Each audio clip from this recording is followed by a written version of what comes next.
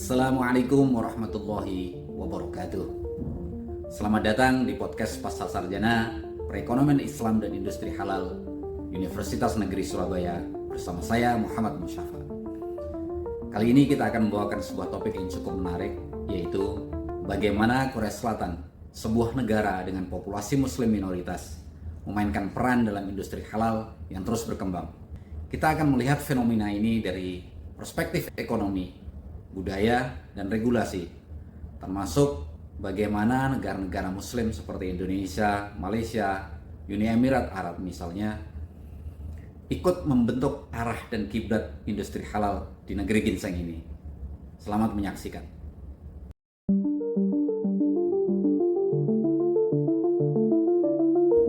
Korea Selatan yang kita kenal sebagai pusat budaya global melalui Korean Wave atau Hallyu saat ini juga merambah ke industri halal. Meskipun populasi muslim di negara ini hanya 0,4%, namun komitmen terhadap pasar halal memperlihatkan grafik yang terus meningkat demi menangkap potensi pasar halal global, di mana menurut laporan The State Global of Islamic Economy, belanja halal dunia pada 2022 telah mencapai lebih dari 2 triliun dolar dan diproyeksikan akan mencapai 3,1 triliun dolar pada 2027. Tantangan seperti resistensi Islamofobia dari sebagian masyarakat lokal sejak era Presiden Park Geun-hye pada 2015 tidak menyurutkan langkah mereka. Pemerintah Korea Selatan memposisikan industri halal sebagai bagian dari strategi diversifikasi ekonomi mereka. Tidak seperti Indonesia dan Malaysia yang memiliki otoritas sertifikasi halal tunggal seperti BPJBH dan Jakim di Malaysia, pemerintah Korea Selatan saat ini bergantung setidaknya pada 5 lembaga sertifikasi halal, yaitu KMF, Korea Muslim Federation, KHA, Korea Halal Authority, KOHAS, Korea Halal Association, KTC, Korea Halal Testing Certification Institute, dan BIC Halal Korea. Keberagaman atau proliferasi lembaga sertifikasi halal Korea ini memang di satu sisi menawarkan fleksibilitas bagi perusahaan atau entitas lokal. Namun di sisi lain hal ini juga bisa menimbulkan fragmentasi standar yang membingungkan produsen maupun konsumen global.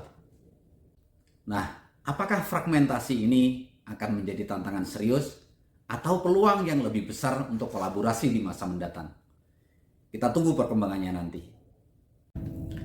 Fatwa menjadi panduan utama praktek halal di Korea Selatan, terutama karena pangsa pasar halal di lokal market Korea Selatan masih terlampau kecil, sehingga mayoritas produsen Korea Selatan memprioritaskan produk-produk halal mereka ke negara-negara muslim seperti Indonesia, Malaysia, dan negara-negara di kawasan Teluk.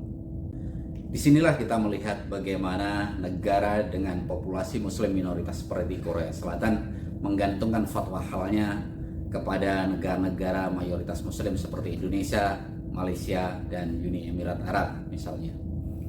Sebuah produk yang akan dikirim ke Indonesia tentu harus mematuhi sertifikasi halal BPJBH melalui fatwa MUI, sementara produk-produk halal Korea yang akan diekspor ke daerah Timur Tengah tentu mereka harus mematuhi standar yang ditetapkan oleh Gulf Cooperation Council atau Dewan Kerjasama Teluk.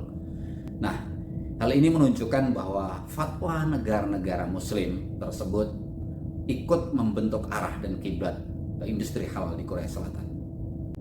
Salah satu tantangan terbesar saat ini bagi Korea Selatan adalah kurangnya SDM halal, seperti tenaga auditor halal maupun anggota Dewan Syariah atau Syariah Board. Untuk mengatasi hal ini, beberapa lembaga sertifikasi halal Korea meng-hire atau merekrut diaspora muslim Indonesia yang ada di Korea Selatan melalui kerjasama dengan komunitas muslim Indonesia seperti Masyarakat Ekonomi Syariah. Selain memenuhi syarat fatwa, mereka juga menjadi jembatan budaya antara Korea Selatan dengan negara-negara muslim, khususnya Indonesia. Hal ini menjadi sebuah kolaborasi lintas negara yang patut diapresiasi. Nah, pertanyaannya adalah bagaimana kira-kira masa depan industri halal di Korea Selatan?